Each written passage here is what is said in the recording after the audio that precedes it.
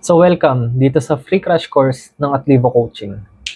In just 5 minutes, matututunan mo kung paano ka makakapagsimula sa pagtakbo, paano magpapayat gamit ang tamang system, at paano maiiwasan ng mga common injuries na madalas pumipigil sa mga beginner runners. Ako nga pala si Coach Dean Castro. Isa akong sub-elite runner, certified power-based coach at dating varsity athlete.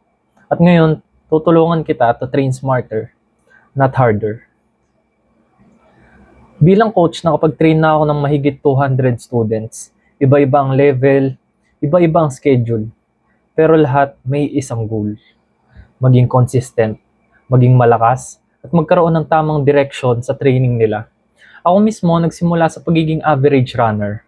Pero dahil sa sistema at disiplina, napababa ako ang 5K time ko sa sub 19 minutes. Kaya kung nagawa ko, kaya mo rin. Basta tama ang system. Ang Atlivo ay hindi lang basta coaching. Mission namin is tulungan ka to evolve into your best self bilang isang runner. Whether beginner ka pa lang or matagal ka nang tumatakbo pero walang progress. This program is built to make you consistent, healthy, and goal-oriented. What you'll learn today in this short session, una, paano magsimula sa running the right way. Pangalawa, paano ginagamit ang running para magpapayat ng mabilis pero safe. Or kahit hindi mo naman gustong magpapayat, gusto mo lang magpalakas in running, pwedeng-pwede naman. Pangatlo, paano iwasan ng injury kahit busy ka. At pang-apat, bakit karamihan ng tao nagsistruggle? At paano ka magiging iba sa kanila? So ito yung golden rules of running. Rule number 1, start slow to go far. Alam ko madalas nyong marinig to sa social media na hindi kailangan mabilis agad. Majority ng takbo is dapat easy pace lang. Yung kaya mong magsalita habang tumatakbo, totoong-totoo yan. And sobrang importante nito. Rule number 2, recovery is where progress happens. Kung araw-araw kang pagod, hindi ka nagpo-progress.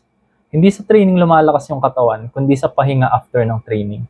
Ito yung reason kung bakit mabagal yung ibang runs natin. Dapat alam natin kailan tayo tatakbo ng mabagal, kailan tayo tatakbo ng mabilis, kailan tayo tatakbo ng mahaba, kailan tayo tatakbo ng maikli. Kailangan alam din natin lahat yan kasi sobrang importante yan para hindi tayo ma-burn out, hindi tayo ma-injury, and magtuloy-tuloy yung progress natin. So rule number 3 is, more doesn't always mean better. Hindi porket mas marami kang tinatakbo, mas effective. May tamang balance dapat tulad ng sinabi ko kanina. May tamang balance dapat between effort, volume, and recovery.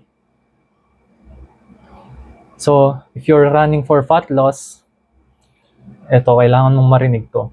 Akala kasi ng iba, basta tumatakbo lang araw-araw, papayat ka na agad.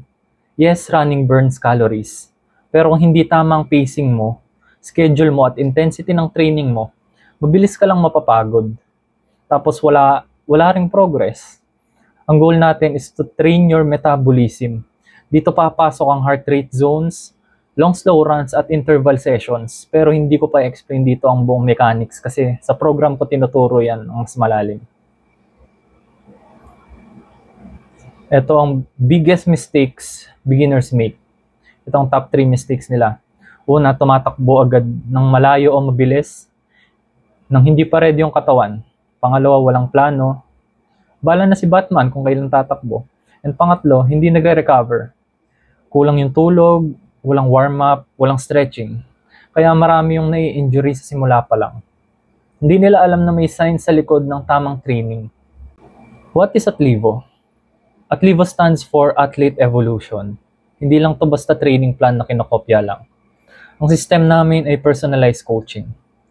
Based ito sa schedule mo, based sa fitness level mo ngayon, and meron tong weekly feedback and adjustments. Meron tong strength training, mobility training, running drills, core training, and plyometrics training at iba pa. So meron tayo ditong coaching din, meron kayong unlimited access sa amin. Pwede nyo itanong lahat ng gusto nyo itanong about sa training nyo, about sa fitness level nyo. Kung may na-experience ba kayong unusual, pwede nyo i-ask lahat sa amin yan. What I didn't teach you today, itong crash course na to, surface pa lang to. Hindi ko pa tinuro yung paano mo i-build ang weekly structure.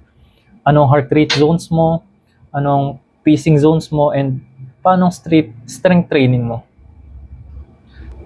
Paano mo itutuloy kahit umuulan, busy, or walang motivation. Kasi yun ang tinuturo namin sa loob ng aktibo. Kung gusto mong matutunan ng how, hindi lang ang what or why, you need a system, not just random motivation. So, anong next step mo? Simple lang. If nakita mong valuable to, imagine mo kung ano pang matututunan mo inside the actual coaching. If ready ka nang magbago, just DM us, bibigyan ka namin ng onboarding system para makapagsimula ka na. Hindi mo kailangan ng mas maraming motivation. Ang kailangan mo ay system.